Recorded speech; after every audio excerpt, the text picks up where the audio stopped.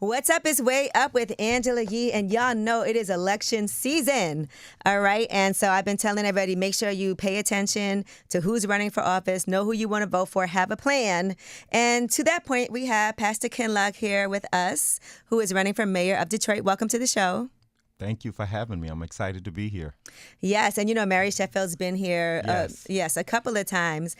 So this is our first sit-down conversation. Yes. So first of all, congratulations for making it the way that you have, because I know when you first announced that you were running Yes. To be mayor of Detroit, you had to kind of jump over a lot of people. Yeah, 7 people. It was 9 people in total in the race. Mm-hmm. And so we came through the primary 1 of 2.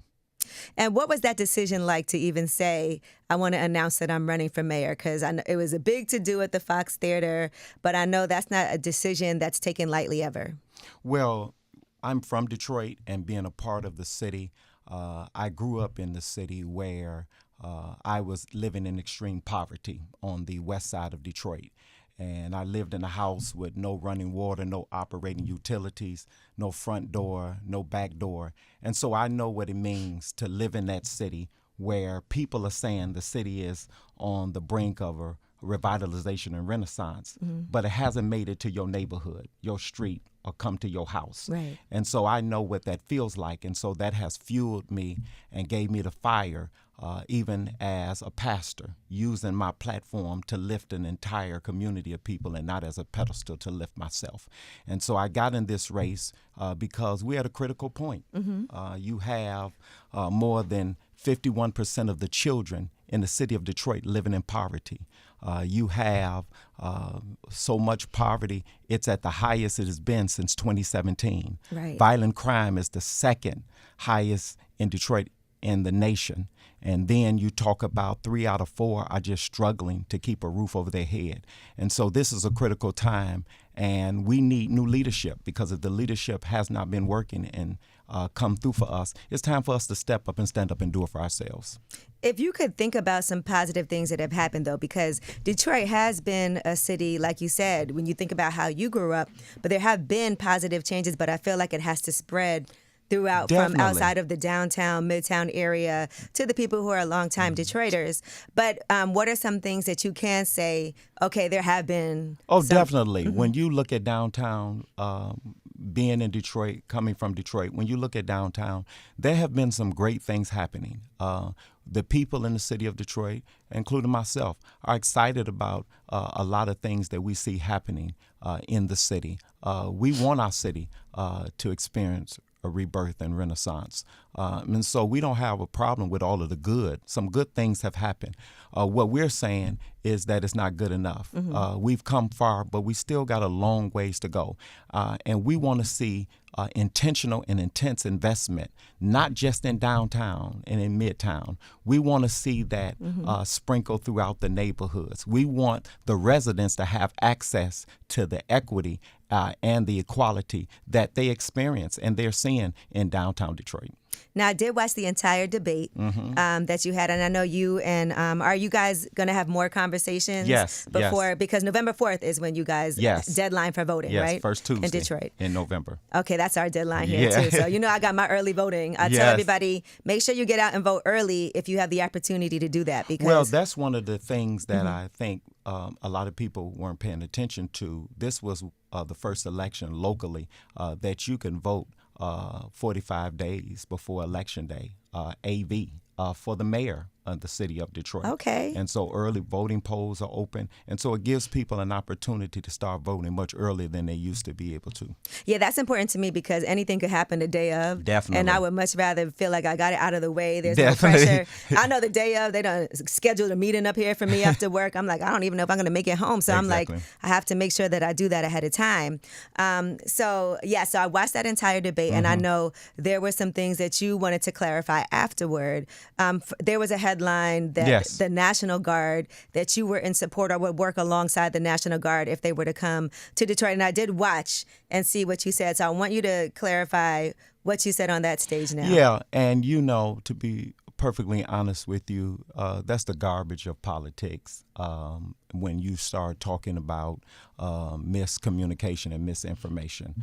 I have always stated even before the debate and even that day, that I'm never for National Guards being on the street of an urban city, policing the city. That was on the record multiple times in interviews before that debate. And on the night of the debate, the question was asked of me about federal resources, which we were talking about outside of National Guard police in the streets of Detroit. We were talking about what already happens in the city of Detroit, like One Detroit Initiative, where the FBI, the ATF, and other law enforcement agencies partner with the Wayne County prosecutor and partner with the police department in order to strategize ways to bring crime down. We just came from a period this summer where it was a bloody summer in the city of Detroit. And we need collaboration. We don't need people policing our streets ever. But what we do need is partnerships in order to make sure that we holistically and comprehensively dealing with crime. When you think about partnerships, what does that look like to you? Like, what are some of the initiatives or plans that you feel like could be great partnerships to help bring the crime down? Well, you know, the real solution or resolve to crime is to deal with poverty. And that's the first thing we got to get a handle on. We have to admit that poverty is a real problem, and it has to be dealt with intensely and intentionally, and not that can kick down the road. When I look at the table, when I look at City Council is the legislative body. They create legislation. They create departments. The mayor administrates it, and the mayor executes it. And so anything that the city needs to make a priority and agenda, the city council has that power to do right now.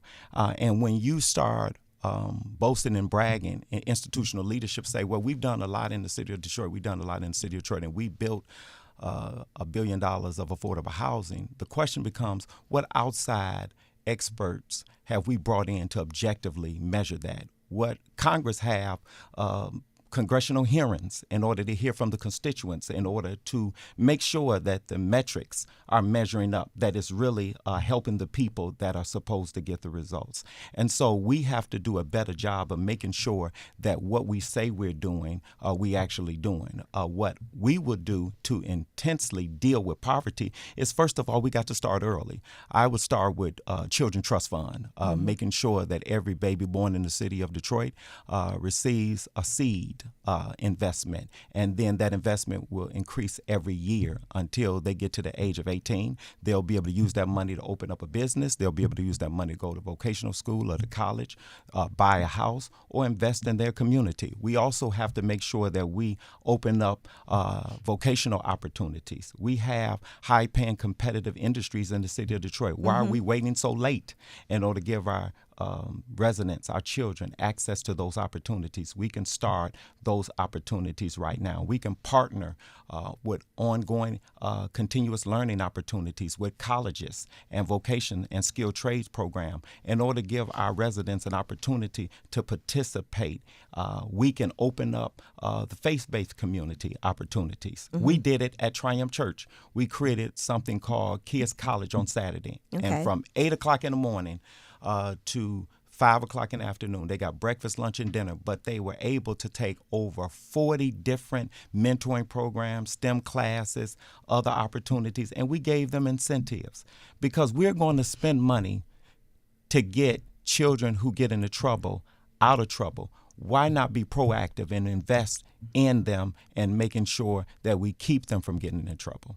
Yeah, I think you had said $1,000 a year. Was that the number? You did put a number on it, right? Yeah, we would start the seed offering of $1,000, and then every year we will partner with private and public in order to seed into that every year until they got to the age of 18, as long as they continuously stayed in the city of Detroit.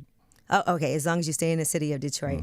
And I want to ask you about this because watching that debate, and I know these debates, we're in New York in the middle of a fierce election right now as well. It's been really intense. Yes. But for yourself on that stage, because I know a lot of people, you have 40,000 people who attend Triumph churches, right? Mm-hmm.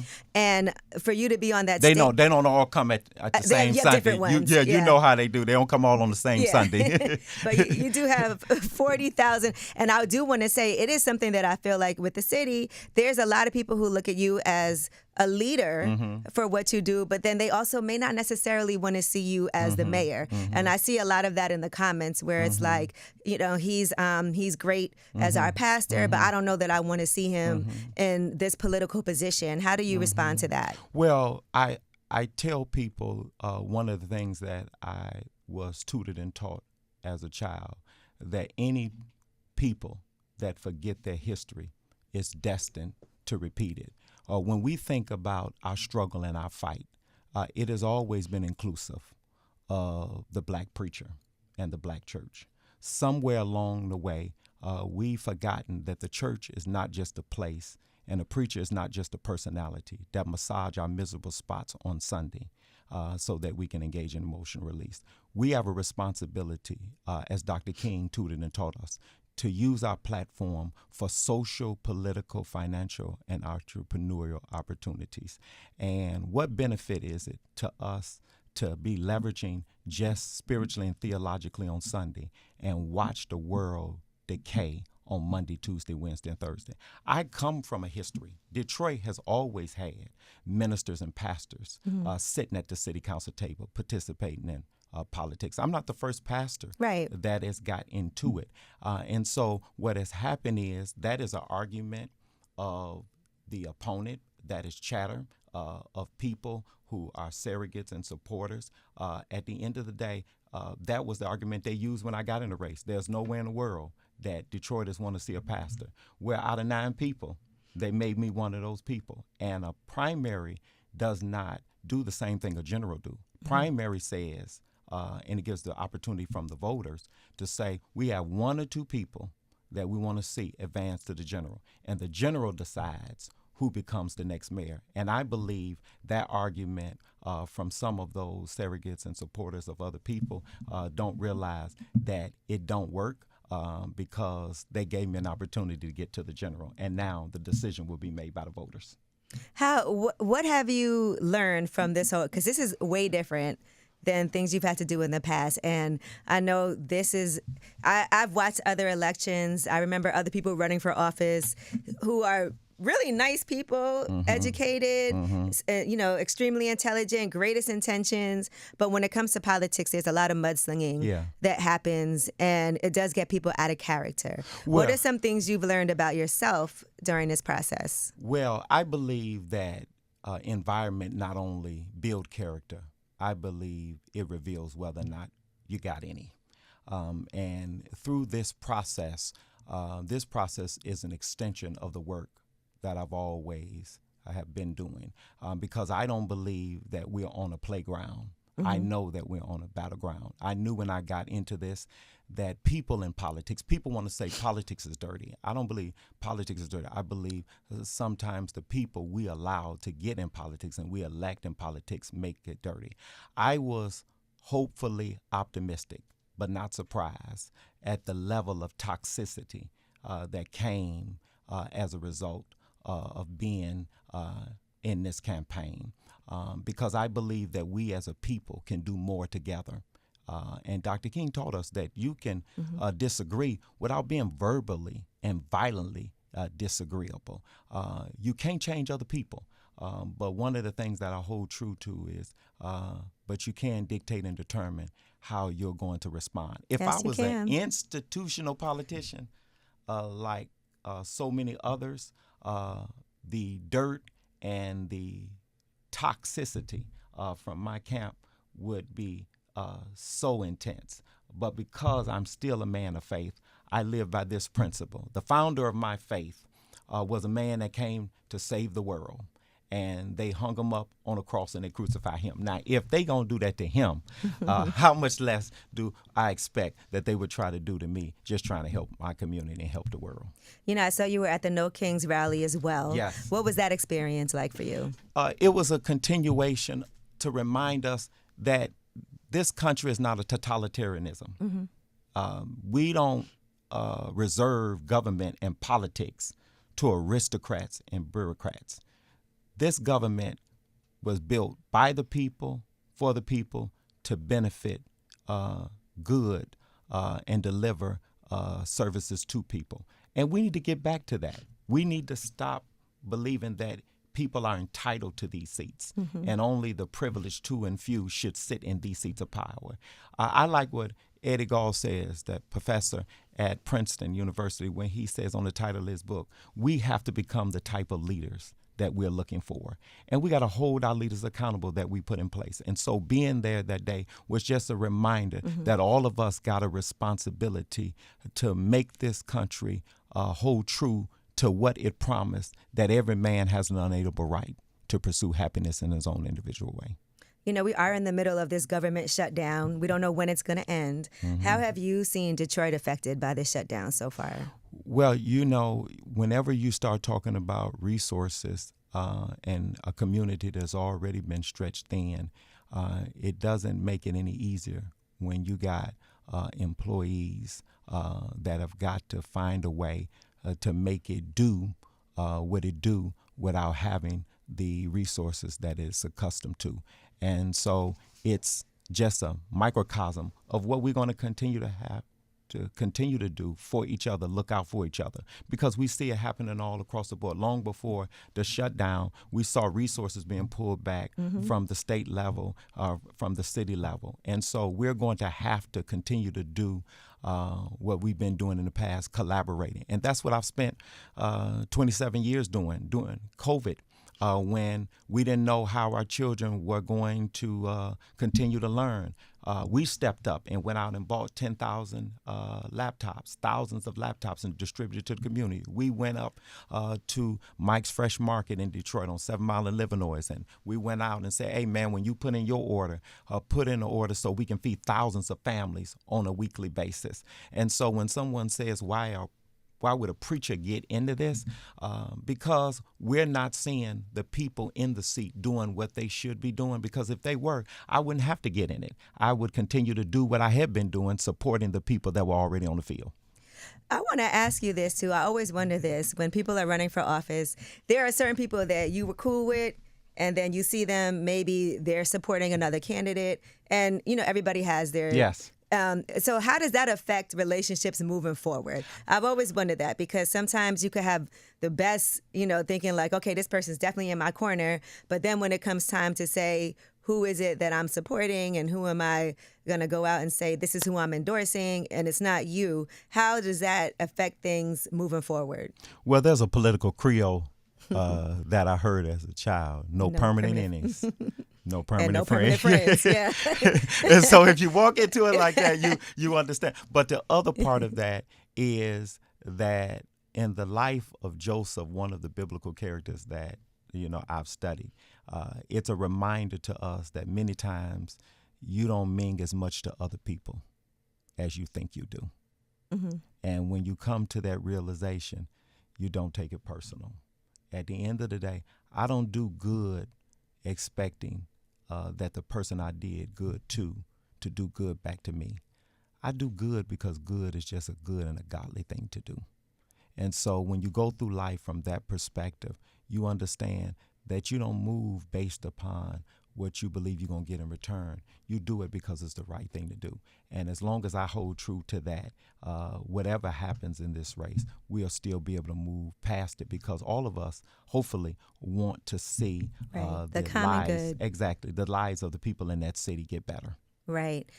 You know, and I'm also thinking about, like, being in this situation, there's a lot of things that get brought up. There's a lot of big headlines. And I know you must feel like you want to address things. Like I saw something about this AMC movie theater. that was purchased. So I want you to just let us know, like, what's going on with that theater that was supposed to be used.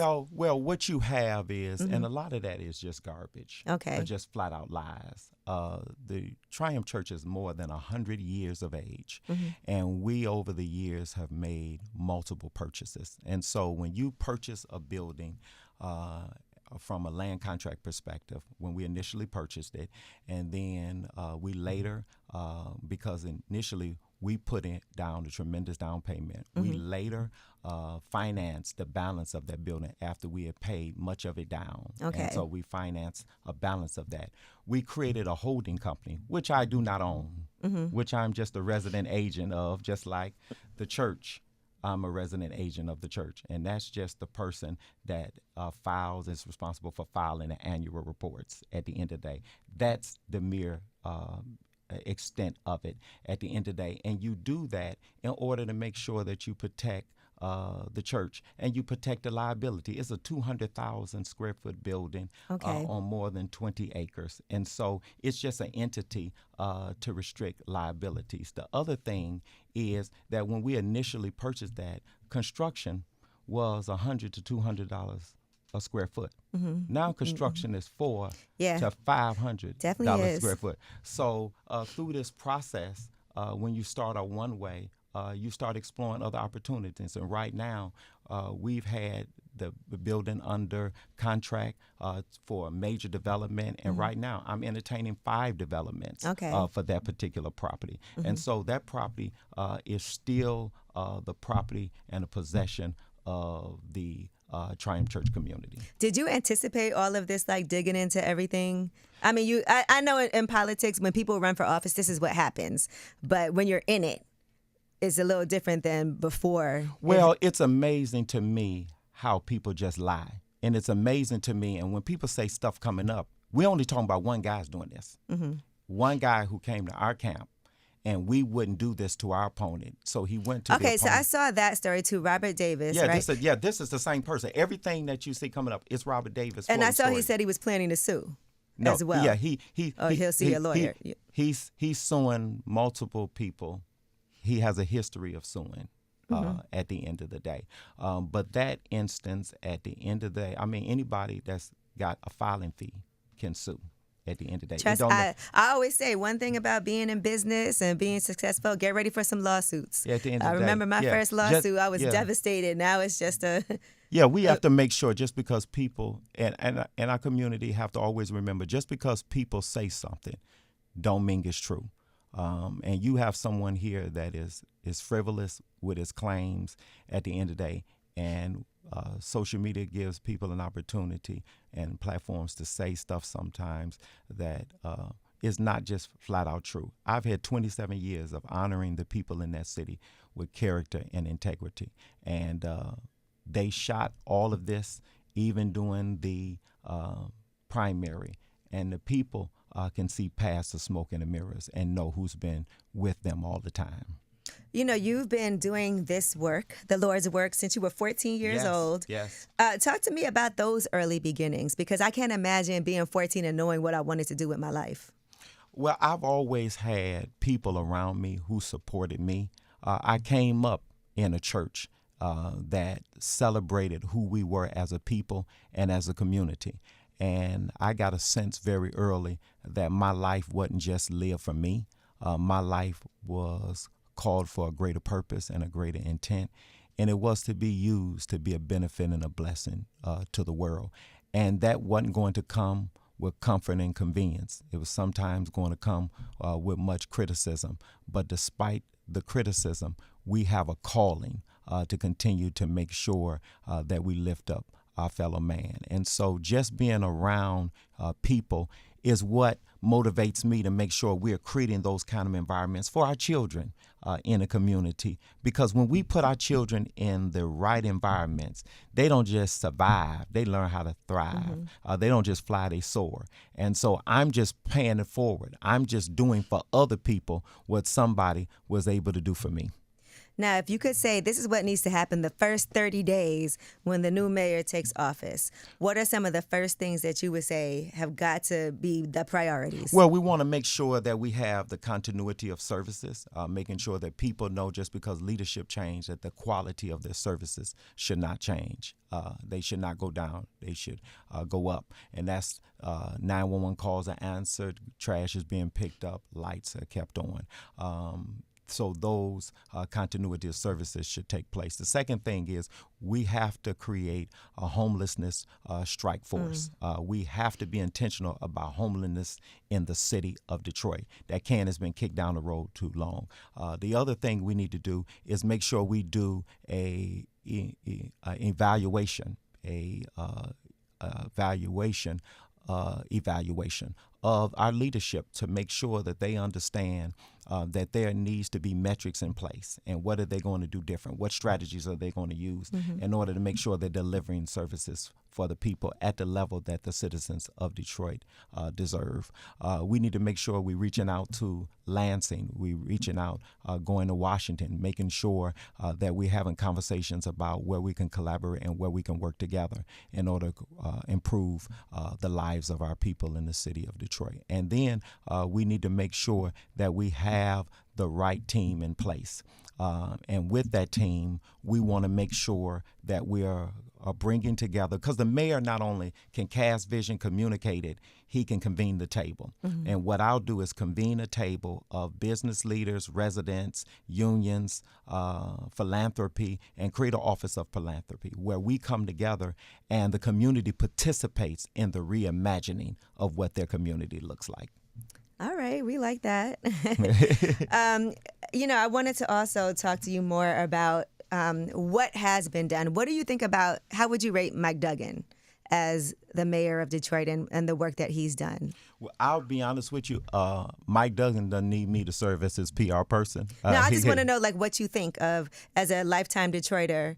Just how do you think he did? Mike Duggan has done some good things as it relates to downtown and the financial stability of the city of Detroit. What I would have liked to see is that to be more inclusive and more intentional in a way that pulled not just a sect of the city in it, but a holistic approach and a comprehensive approach that made more of the residents of the city feel a part of it. How do you feel about the balance of outside investors coming in and people who actually are from the city and have been there having the opportunity also to become homeowners? Well, we got it, and that's one of the areas we have to do a better job at. We have to make sure that when we're talking about contracts and procurement, we got to make sure that when we talk about development, that the same resources that we give big businesses downtown, no one is mad about what they see happening downtown. What people are frustrated and upset about is that they haven't seen that spillover, those same resources, those same access, those tax incentives, those tax captures, those abatements, those credits. They haven't seen that accessible to the rest of the city. We got 38,000 small businesses in the city of Detroit. Yeah. Just think about if those businesses got access to those resources. Just think about if we incentivize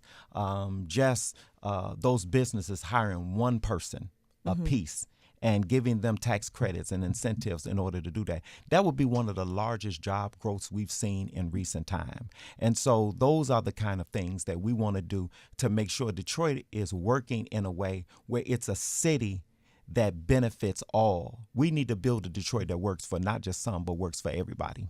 They have been constantly talking about how the new millionaires are the plumbers, the HVAC people, the electricians. I've always felt like Detroit has so much work that still needs to be done, Yes. like you said, outside, that I was like, if I was there full time, I would be like a general contractor. That's what I always say, because there is so much opportunity when I look at things that are there, and I think it's such an amazing place for people to be able to thrive. And we have to make sure that our citizens are given the opportunity to be prepared for when the development comes, that they can participate and not have developments happen in the city of Detroit, and they say where they can't find quality individuals to do the work. We got to do a better job of making sure that before these opportunities are in the ground, that our people are positioned and they are able to take advantage of them. Yes, there is nothing like finding somebody good and reliable Exactly. to get some work done. They will get a billion referrals, all right? Exactly. Firstly from me. So I want to go back to the debate. Now, one thing that was said during the debate is we need more than rhetoric. We need action, right? And you and Mary Sheffield had a back and forth about basically you were in a position to have done things just like she's in a position to have, 12 years in city council. But the difference is I'm not an elected official. I was not elected president of the city council, and I didn't have a $3 billion budget to get it done. What I did was I did it without nobody asking me to do it. I did it because it needed to be done. When you elect somebody to do a job. And when you have been elected to do a job, they elected her to administrate the budget. At the end of the day, and leadership cannot be rubber stamping. When Mike Duggan comes over and hand you a budget, if you know that poverty is going up, if you know that the majority of the children in the city are in poverty, and if you don't know, that's negligence. And if you do know, that's intentional.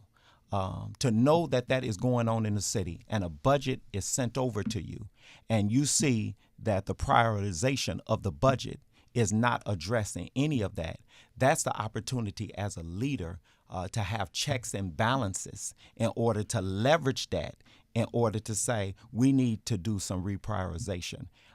For 12 years to see that going on and you say it has not been enough has not been done, you've been given opportunities sitting at the table to be the check and balances of the people in order to do that. And so anything that, city councils say that they want to do, they got the power to do it right now. They got the power to create and give the mayor the responsibility to administer and to execute. And when you've had 12 years and you failed at that, I don't know a job you can fail at 12 years and then go on and get a promotion from it. I mean, I would say anybody would say it's never enough, right? When we can say enough has not been done, that is always like, look, we've made some strides, but it's still not enough. But Angela, look at this. We talking about the majority of the kids. I just sat in your green room and saw the paper here. That's why New Yorkers, despite all of the rhetoric of the media and stuff going on, that's why they are definitive about we want something different. When you looking at, kids, the majority of a kid in city, in poverty, we can't do victory laps talking about what we achieve. No matter what we done, it ain't worked. And so if you see what you're doing has not worked, at some point you got to be open and receptive to do something different. The best ideas, it appears to me, are the ones that they've already had. Because if they had better ones, they would have achieved them. And so at this point, we got to be open to trying something different, something new. And out of the two of us, I'm the only one that has been a CEO. I'm the only one that has head up an organization. I'm the only one that has had to build an organization, that has had to administrate programs and budgets and staff, recruit and train. And if I can do that with a church that had less than 100 people and mammoth and morph that organization into more than 40,000 families across the metropolitan area, if I can do that with a church, just give me an opportunity to show you what I can do with an entire city. Well, listen, and one of the things y'all talked about was that you guys aren't in charge of the education system, but there are things that you can do. Yes. Okay. So when you think about those things that can be done, and I know we talked first about the $1,000 grant, but when it comes to the education system, what do you see a way that the mayor can help boost? Like you said, the kids are below the education level that they should be at. What are some things that can happen? Well, one of the things that the Kinloch Plan and Promise will deliver is a chief educational officer. the residents in the city of Detroit have already decided that they don't want to usurp the authority of a school board. They want an elected school board, and they want the elected school board to appoint a superintendent. So although it's not the mayor's job, it's still the mayor's responsibility, because you cannot have a city that come back and a school district don't come back with them. And so one of the things that we would do is appoint a person, because we have to deal with the social ills that's crippling our children from showing up to a classroom and able to learn. Before they get there, I know what that feels like. I know the embarrassment and the shame that comes with showing up in a classroom when you ain't got decent clothes to put on, or either underclothes to put on, when you got holes in the soles of your shoes and you ain't had no food. They have to have the resources they need to thrive. And so what we would do is have a person that will leverage the city's resources and relationships in order to make sure that they're getting all of those tools and those essentials that they need before they show up.